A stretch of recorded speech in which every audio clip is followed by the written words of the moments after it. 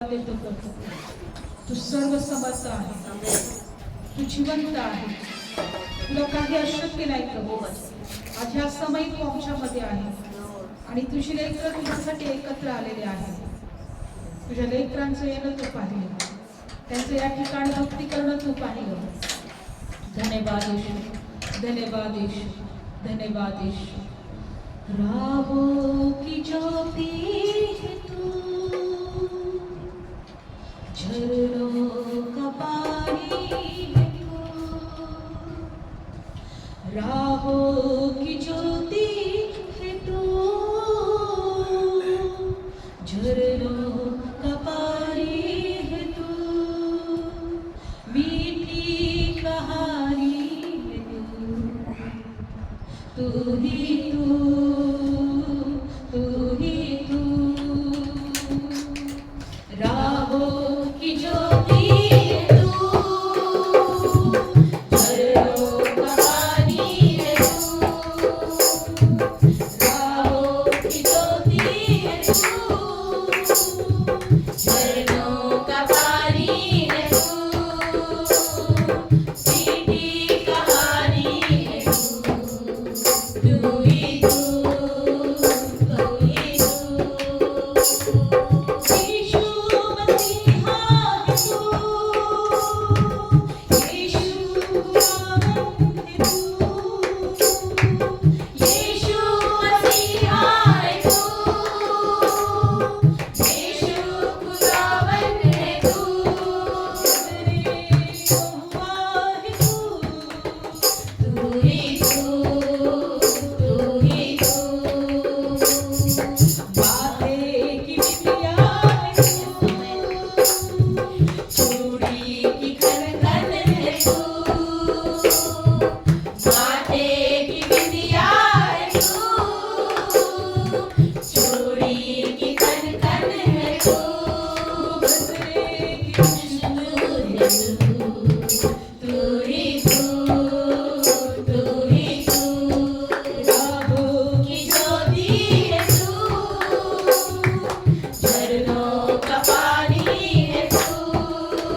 मीठी कहानी है तू, तू ही तू, तू ही तू. हाँ प्रभु, हमारे राहों की ज्योति तू है. होय प्रभू, आमचा मार्ग तू आहे, आमचं जीवन तू आहे. आणि परमेश्वर दे बाप्पा, आम्ही तुझ्या जवळ आलेलो प्रभू. आज आम्हाला प्रत्येकाला तू पाहिलं, तू त्या आराधनाच्या द्वारे तू आम्हाला स्पर्श केला, आशीर्वादित केलं. आम्ही धन्यवाद देतो. आता जे काही वचन घेऊ प्रभू, वचनाद्वारे आम्हाला स्पर्श कर, वचनाद्वारे आम्हाला आशीर्वाद दे, वचनाद्वारे तू आम्हाला प्रत्येकाशी बोल.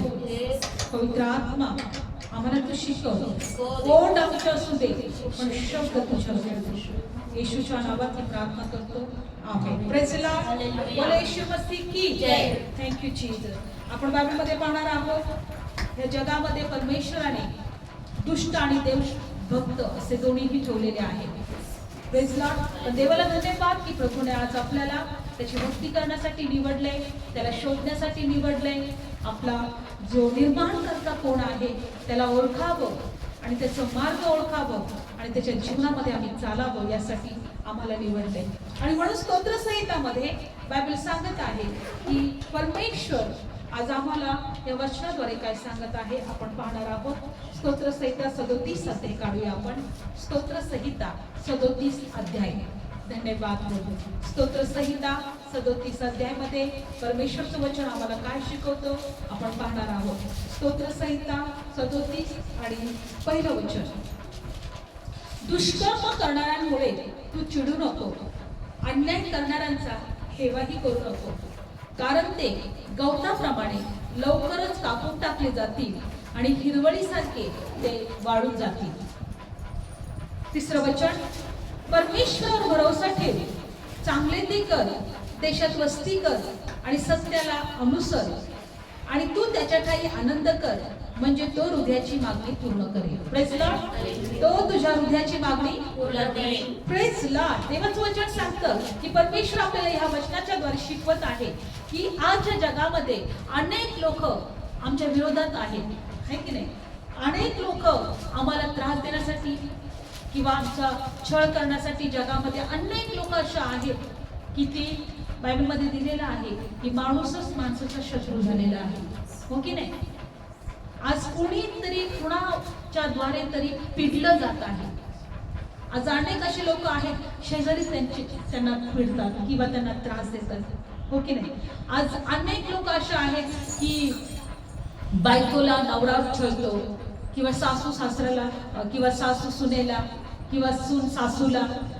बायबल सांगते की आज जगामध्ये अनेक लोक अशा आहेत का त्यांना देवाचं भय राहिलं नाहीये, हो की नाही? त्यांच्यामध्ये प्रेम राहिलं नाहीये.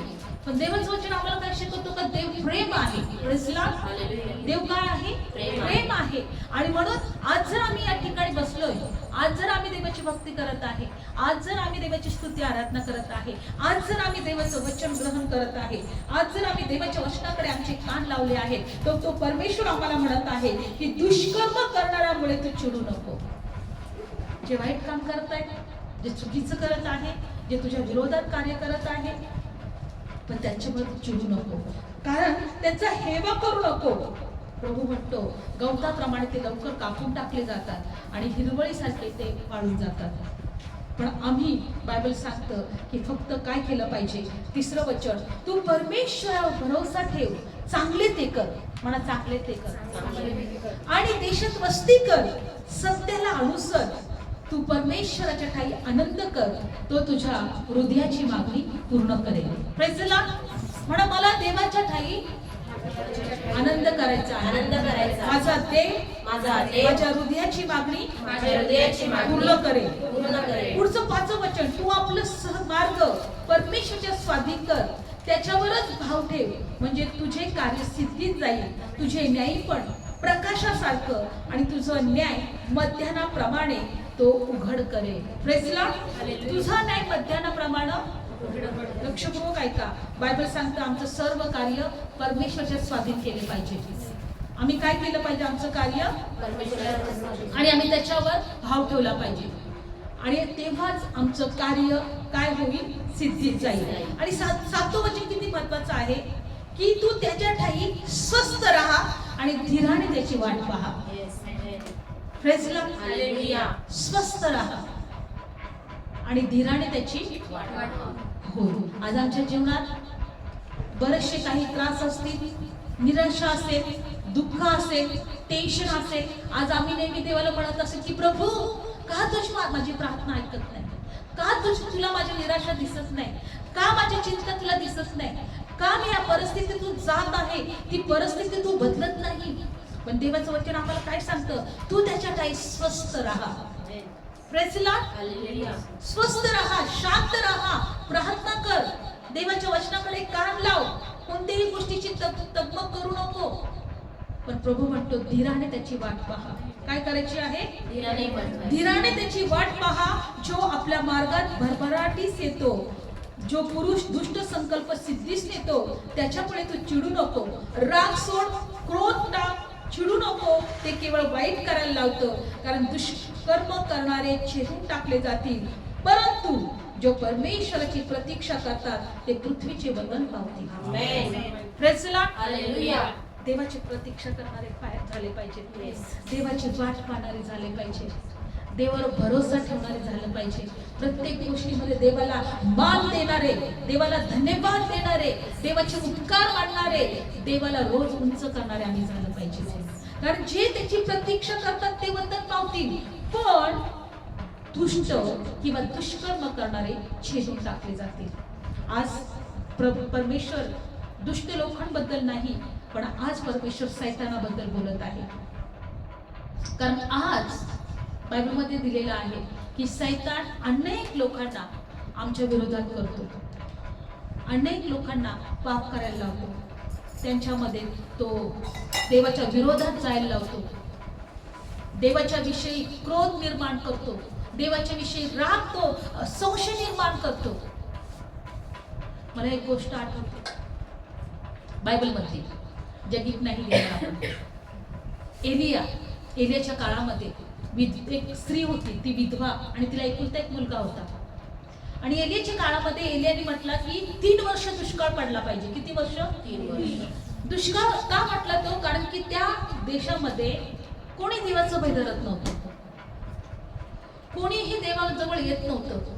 जो तो आपली मनमानी करत होता, जो तो वाईट वागत होता, जो तो पापामध्ये जगत होता.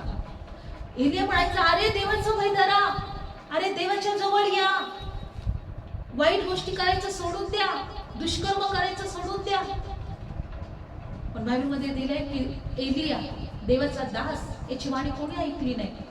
शेवटी एलिया रागात म्हटला की 3 वर्ष या भूमीवर पाऊस पडणार नाही, दुष्काळ होणार. आणि मग दुष्काळ झाला. काय झाला? असा दुष्काळ झाला की लोक पाण्यासाठी सैरवर पळायला लागले. बघा, पाणीच नसेल तर आपल्या जीवनात किती त्रास होऊ शकतो, हो की नाही? सकाळी उठल्यापासून आम्हाला पाण्याची गरज आहे, तर झोपेपर्यंत, झोपले तरी आम्ही पाणी पितो उठून. सर्व काही पाणी आहे. पाणी म्हणजे जीवन आहे. पाणी म्हणजे काय आहे? जीवन आहे.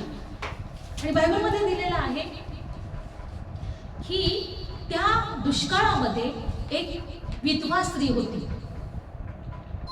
कारण त्या दुष्काळामध्ये शेती होत झाली नाही. शेती नसल्यामुळं अन्नधान्य घरामध्ये नव्हतं. आणि सगळे लोक दुष्काळामुळे मरत होते. अक्षरशः दुष्काळामुळे इकडे तिकडे फिरत होते. त्यांना खायला अन्न नव्हतं. आणि एलियाच्या काळामध्ये एक विधवा स्त्री, तिचा एक मुलगा होता, आणि तिच्या माठामध्ये एकच भाकरी पुरता पीठ राहिलेलं होतं. काय राहिलं होतं? पीठ राहिलं होतं. आणि ती काट्या कुसळे गोळा करायला गेली, आणि तिच्या मनात तिने असा विचार केला, आता ही शेवटची भाकर आहे, आता ही भाकर आम्ही टाकू, मी आणि माझा मुलगा खाईल, आणि नंतर आम्ही मरणार.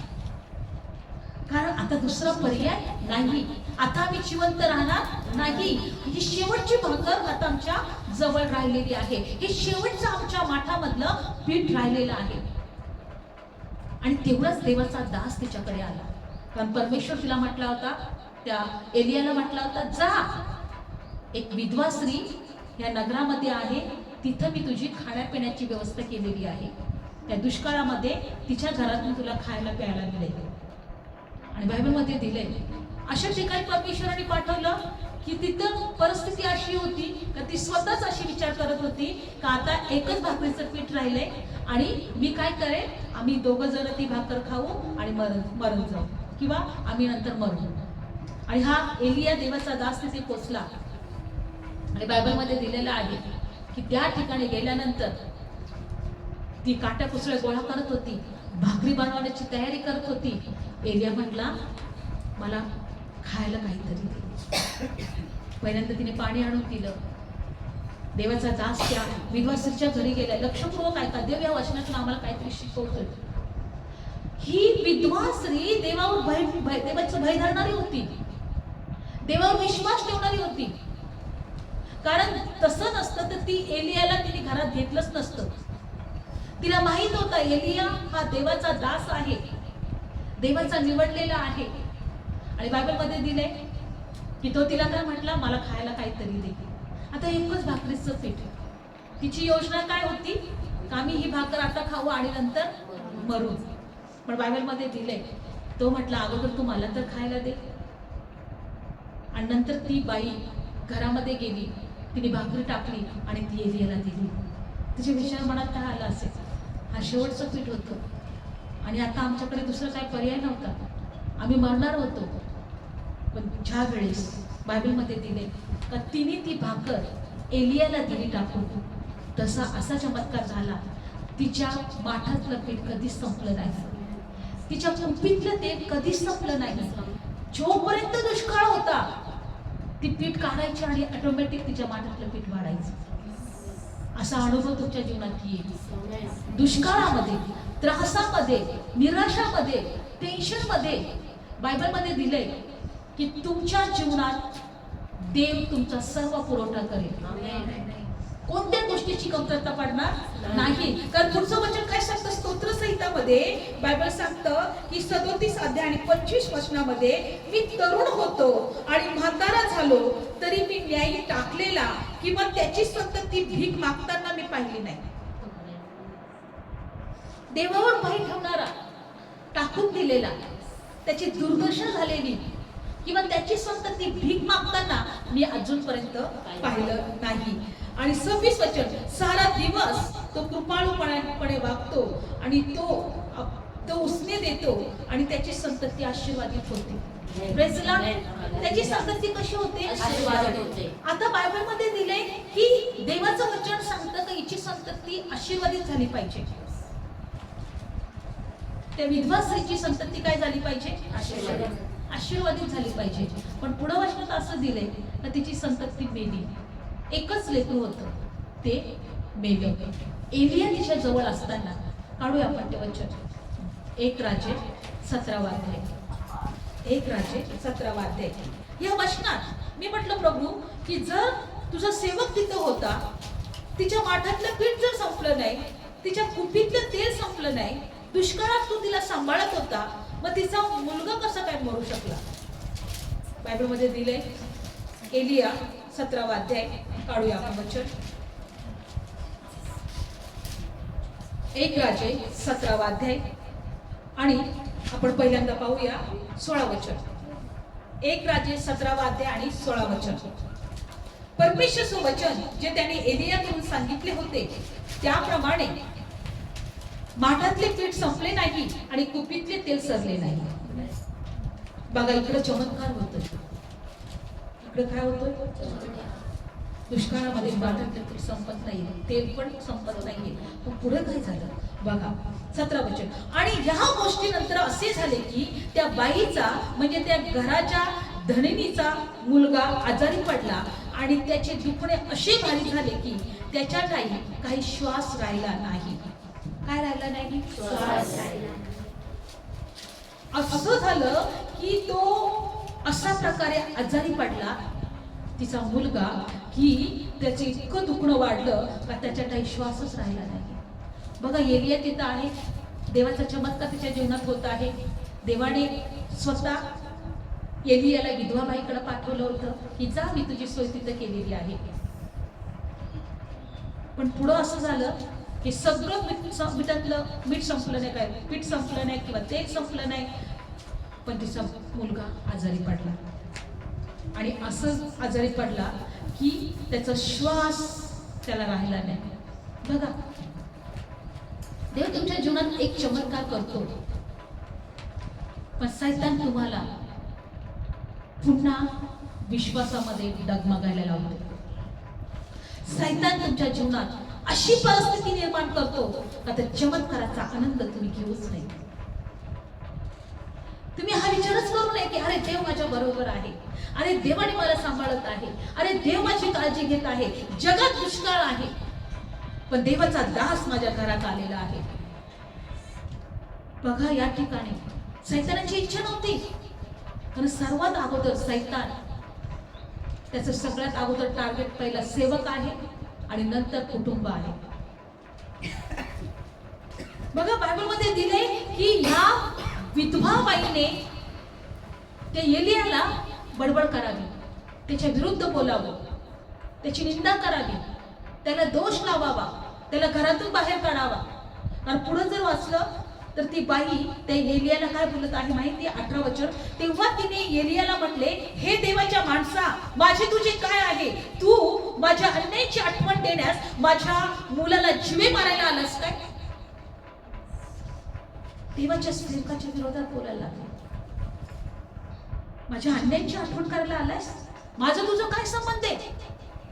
तू इथे का आलास?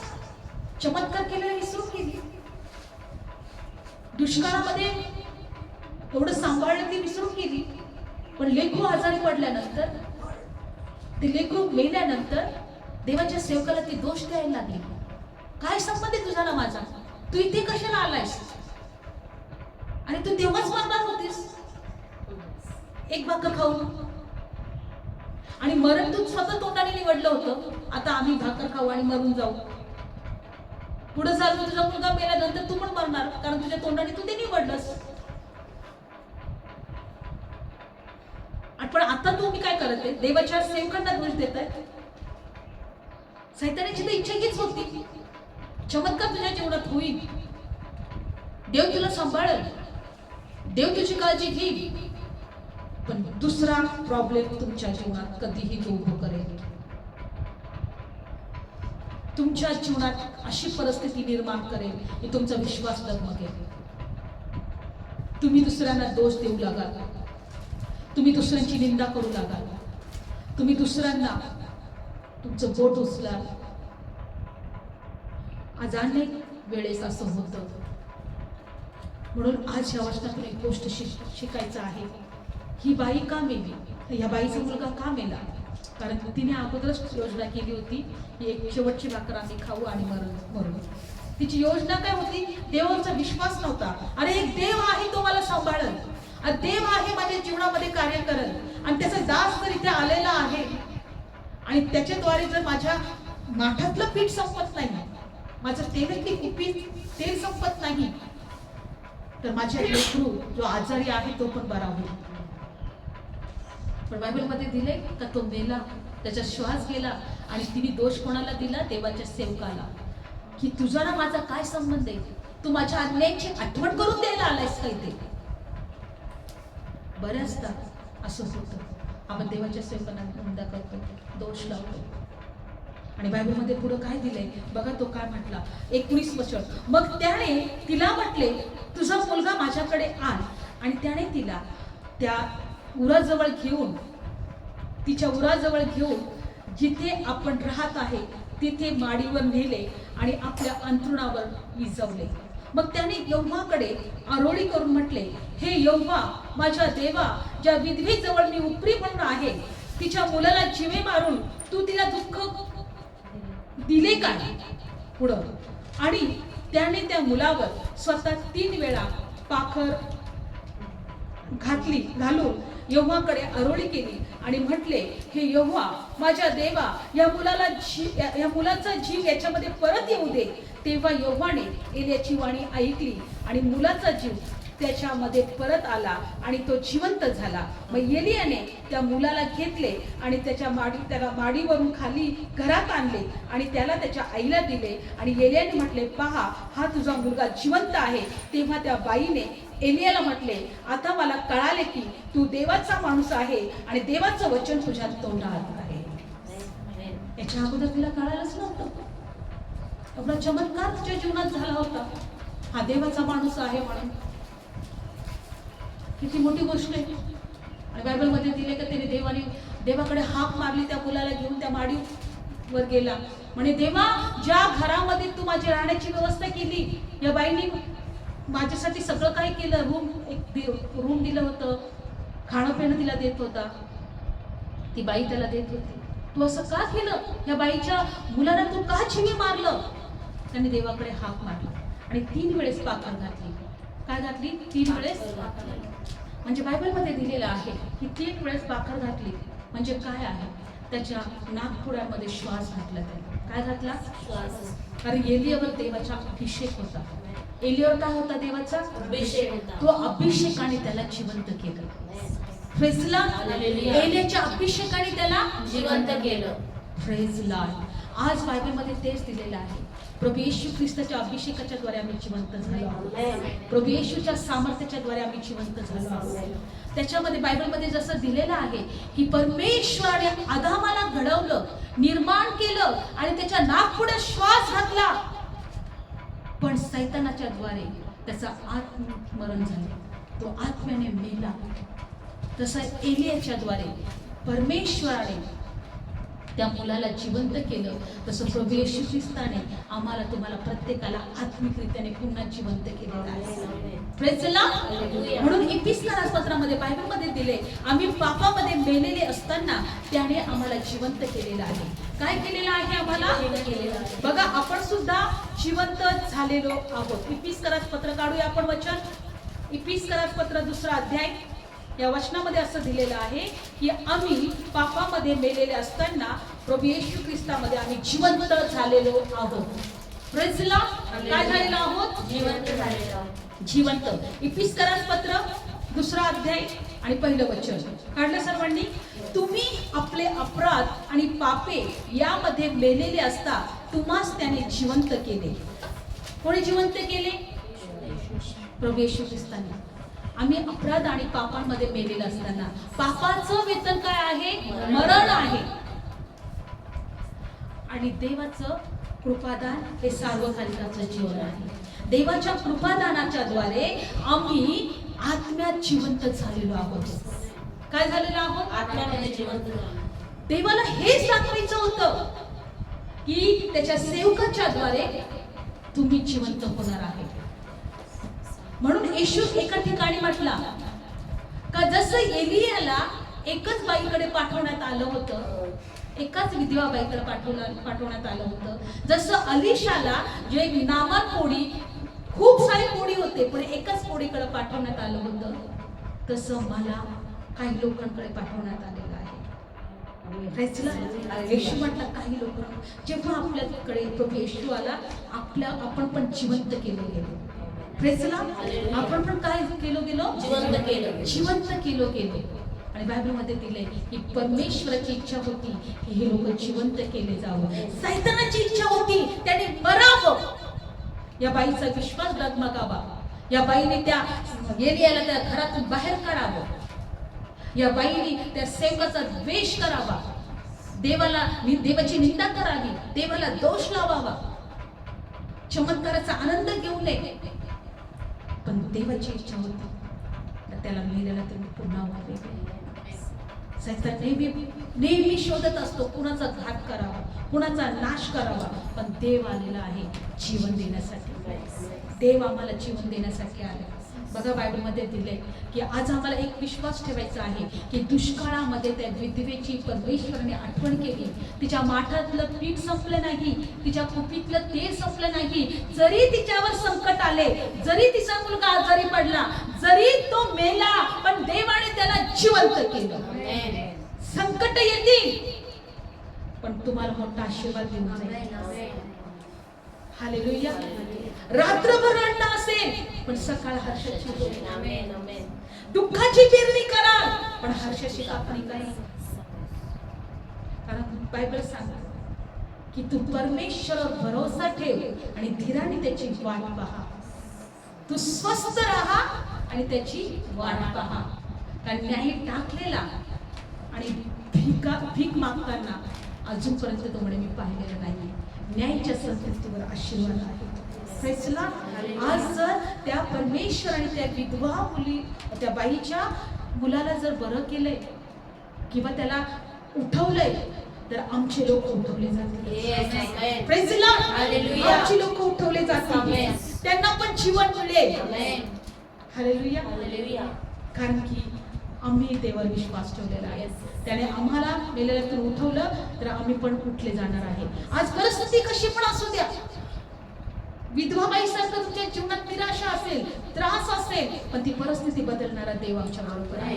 हालेलुया. आणि या वचनातून एकच गोष्ट आपण शिकलो आहोत की देवाने त्या मुलाला त्याच्यामध्ये श्वास टाकला एलियाच्या द्वारे आणि तो उठला. देव आम्हाला एकच म्हणतोय, तो अभिषेक आज आम्ही ज्या लोकांसाठी ज्या आत्मिक रीतीने मेलेले आहेत त्यांना जिवंत करू शकतो. Praise the Lord. त्यांच्यासाठी प्रार्थना करू शकतो. एलियाने काय केली? प्रार्थना केली, हे देवा तू या बाईला दुःख का दिलं? तू या मुलाला का मारलं?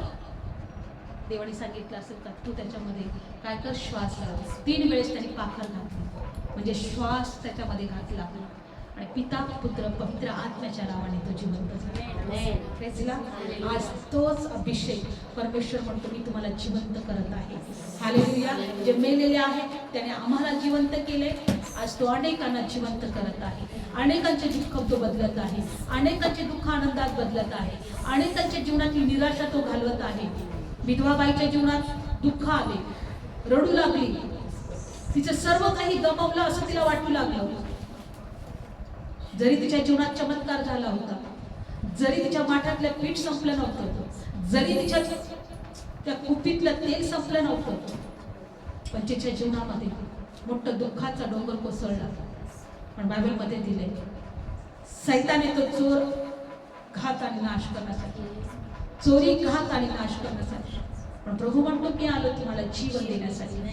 सैतानाने आमच्या जीवनात अनेक घात केले असतील, आमचं जीवन उद्ध्वस्त केलं असेल, आमच्या जीवनात तो अनेक वेळा आमच्या परिस्थिती त्याने बिघडवली असेल, आम्हाला त्रासात आणि निराशात त्याने घालवलं असेल, मरणापर्यंत आमचा जीव त्याने नकोसा केला असेल, पण तो प्रभू म्हणतो मी आलो तुला जीवन आणि विपुल जीवन द्यायला. आज परमेश्वर अनेक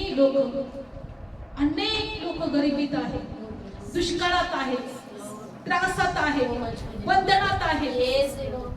प्रभू येशूच्या नावात आज या वचनाद्वारे त्यांना स्पर्श करतो. तुझ्या लेकरांना आशीर्वाद दे. गेलियाला जसं प्रभू त्या विधवा बाईकडे पाठवलं, तसं परमेश्वर तुझ्या सेवक तुझा पुत्र याच्याद्वारे परमेश्वर तू आम्हाला जीवन दिलं, आम्हाला वाचवलं, तू त्याला पाठवलं आणि या जगातल्या दुष्काळातून आम्हाला तू वाचवलं. धन्यवाद येशू, धन्यवाद येशू. आज तुझ्या लेकरांना पुन्हा एकदा देवा, आज त्याच्या जीवनामध्ये कोणत्याही प्रकारचा दुष्काळ असेल, येशूच्या नावात तो निघून जाऊ दे, येशूच्या नावात तो निघून जाऊ दे. Thank you Jesus, thank you Jesus. आज तुझ्या लेकर परमेश्वरा देवा, आज तुझ्या लेकरांच्या प्रार्थनेच्या द्वारे आत्मिकरित्याने जे कोणी मेलं असेल तो जिवंत केला जाऊ. हो धन्यवाद येशू, धन्यवाद येशू, धन्यवाद Yeshu. Thank you Jesus, thank you Jesus. Hallelujah, hallelujah. धन्यवाद, धन्यवाद, धन्यवाद. Thank you Jesus, thank you Jesus. धन्यवाद, धन्यवाद, धन्यवाद, धन्यवाद. हालेलुया. तेरी दया, तेरी कृपा, तेरा अनुग्रह मुझ पर हुआ. तेरी दया, तेरी कृपा, तेरा अनुग्रह मुझ पर हुआ. यीशु मेरे, यीशु मेरे, यीशु मेरे, यीशु मेरे.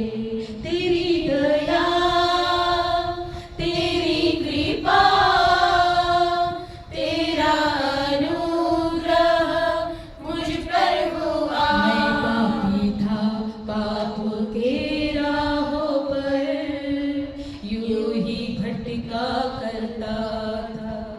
मैंने वो ही किया जो मेरे यीशु तेरी नजर में बुरा था. तेरी नजर मुझ पर पड़ी, मुझ पापी को तूने किया क्षमा. तेरी दया, तेरी कृपा, तेरा अनुग्रह मुझ पर हुआ. तेरी दया, तेरी कृपा, तेरा अनुग्रह मुझ पर हुआ.